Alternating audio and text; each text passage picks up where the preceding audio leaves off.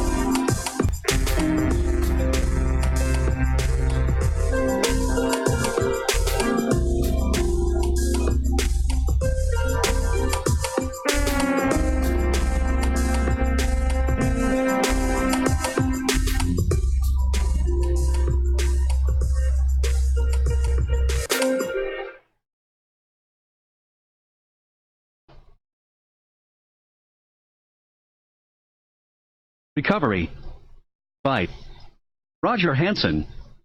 Introduction.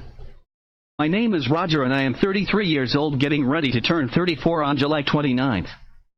I was born in 1973. I am from a family of 6. My mom and dad, Raymond and Ganita, my brother Robert and 2 sisters. The oldest sister Amy and my baby sister Becky. Becky is the youngest, and 4 years younger than me. Amy is a year older than me, and my brother Robert is 4 years older than me, so you could say I am literally the middle child. My parents had my brother when my mom was 19, and she was 7 years younger than my dad, making him 26. I was born in Wisconsin, yet I only saw that state for the first 2 years of my life. My family moved around a lot throughout my life. From birth to now, I have lived in Wisconsin, Illinois, Florida, Georgia, and Arizona as a child. We moved to Illinois after I turned 18. After 18, I moved from Illinois to Missouri, then back to Illinois. After that, it was constantly back and forth between Illinois and Missouri, until just recently when I moved to Indiana. Now I travel constantly back and forth from Indiana to Illinois. Talk about commitment problems. I started writing when my Uncle Everett died. I'm not sure of when it was. I believe I was 16. I wrote a poem for him and read it at his wake. I put it in his hand, and it was buried with him. Since then, I've written a lot. I was obsessed with poetry throughout all of my teenage years. My poetry, though, was pretty psychotic. I wrote about things that were morbid most of the time, with an occasional love story to make my girlfriend happy. She loved it.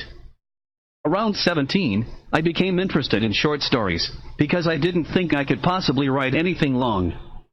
Soon, though, my first short story became longer and longer, until it was no longer a short story. It was a fantasy novel. Badly written, though, yet long. That story never got finished, yet I still have it around somewhere even to this day. As the years went by, thoughts about other stories would creep into my head and I would write about them. I never finished any of them, though. I would constantly think of more stories as I went along, too. My stories would stick up and never get finished. Still, a lot of them were good ideas. Not all of my stories are fantasy either. Most of them are horror. My poetry became interesting, too. I eventually came up with my own style. I began writing stories with poetry instead of words. I'm not sure when, but at one point, I stopped writing. I took it up again every once in a while. I stopped writing poetry altogether until recently. My sobriety, the date is the first day that I went for 24 hours without a drink or a drug. I was actually not drinking for about 2 days before that date, yet that was the day I was enrolled in treatment. That day was June the 14th, 2003. I was enrolled in the Imani House at Swope Park Health, Kansas City, Missouri. I have been sober for a little over 4 years. It hasn't been easy, yet it's been interesting. I have learned more in these 4 years than I have ever learned in my entire life. Living sober is an interesting way of living, and I believe that few actually hear the truth about what life is like for people in recovery. As of yet, I haven't seen any movie that best describes it. I learned a lot of things about addiction through recovery, yet for the longest time I couldn't figure out what the physical aspects of the addiction process were. It baffled me. Things didn't seem to make sense until I had about 2.5 years of clean time. I guess I'm slow, or maybe I'm just a little more honest than what I should be. It was hard for me to understand the concept that once I pick up a drink and then drank it, I would have such a strong desire to drink that I would no longer have control over my ability to stop. I had to be taught this, and a few good people, a lot of good people, were patient enough to give me the information over and over until it finally made sense. In recovery, not in the 12-step programs, but in treatment and other outside sources, I learned about serotonin and endorphins. I learned about the pleasure canal in my brain, and the stem which controls pleasure and runs along the pleasure canal. I learned about Dr. Jung and Freud, about a doctor named Silkworth, and William James, and Dr. Leslie E. Keeley, Sam Shoemaker, and the early Oxford groups, and the Washingtonians as well. They all had remedies. These men and the things which they taught were vital in the recovery process we know today. The truth about it is, at the time when I went into treatment, I feel as though I was ready to sober up. Some people never hit that point, because they never hit an actual bottom. The bottom is the word that most people who are outside of recovery have come to be familiar with, yet it seems that not too many people are aware of what a bottom truly is.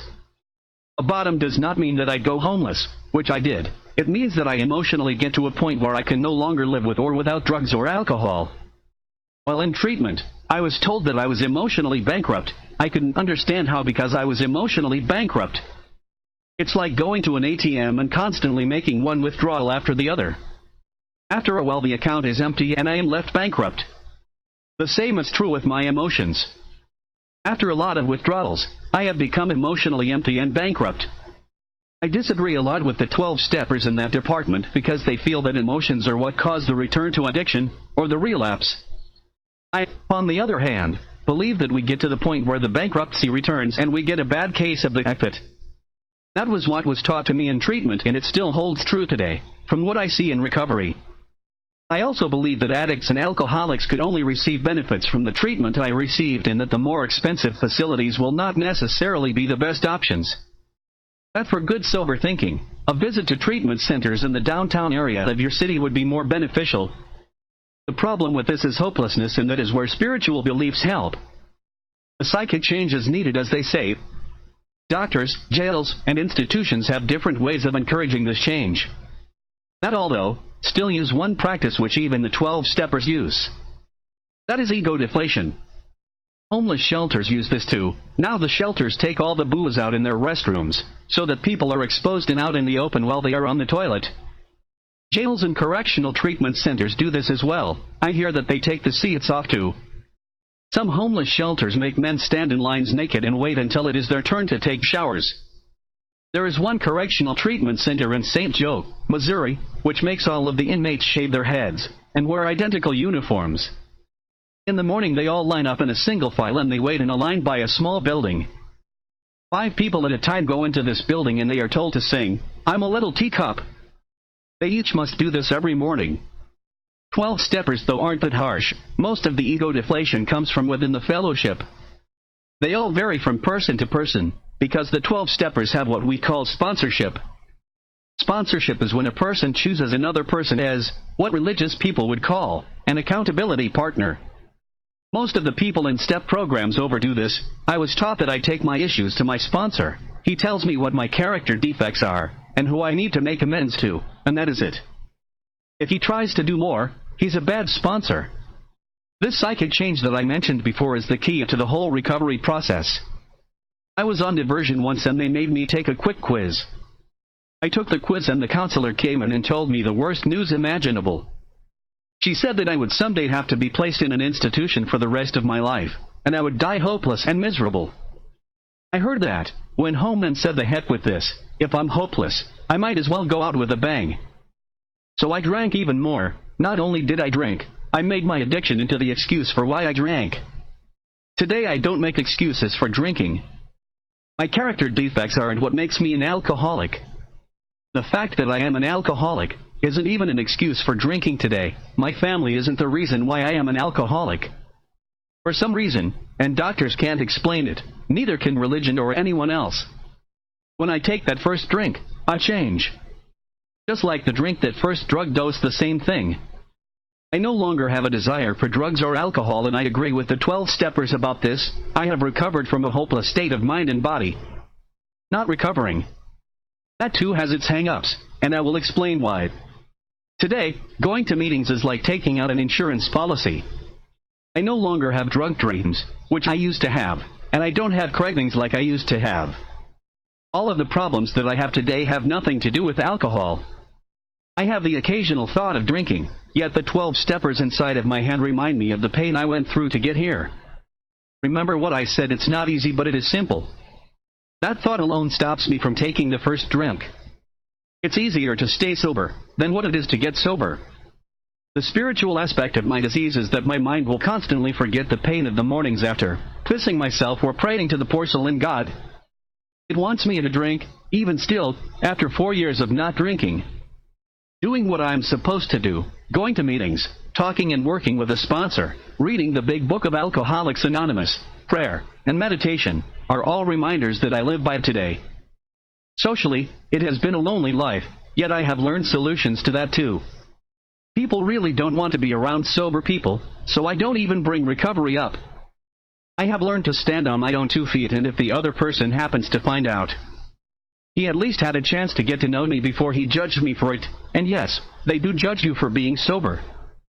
Society either hates drug addicts and alcoholics and would rather see us wiped off the face of the earth, or they give us way too much sympathy and actually hurt us with kindness. Remember that we are first and foremost liars, manipulators, with alibis galore, and we take advantage. I was so into rationalizing I made excuses and I played the victim. Today I am not a victim. I overcome my difficulties and I move on. Before I go any further, I must also say that what is being written is in no way affiliated with any group, sect, religious organization, treatment program, or anything of the likes just mentioned. This is merely the ramblings of an insane man in recovery who couldn't keep quiet. If it sounds that I am a little moody or oversensitive about certain situations, maybe downright negative about things that I write about, you're probably right. Try to overlook the messenger, though, and see the message. I hope that you enjoy the material, and I also hope that if it can help just one person, then I did something good today. Roger Hansen.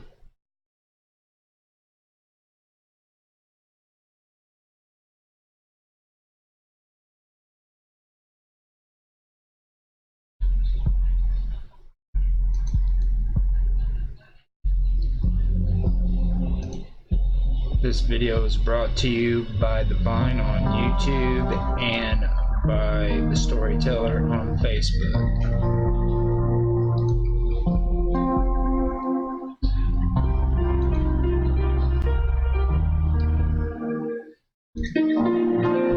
Thanks for watching. If you like the video, please like, subscribe, share, make comments. We love feedback.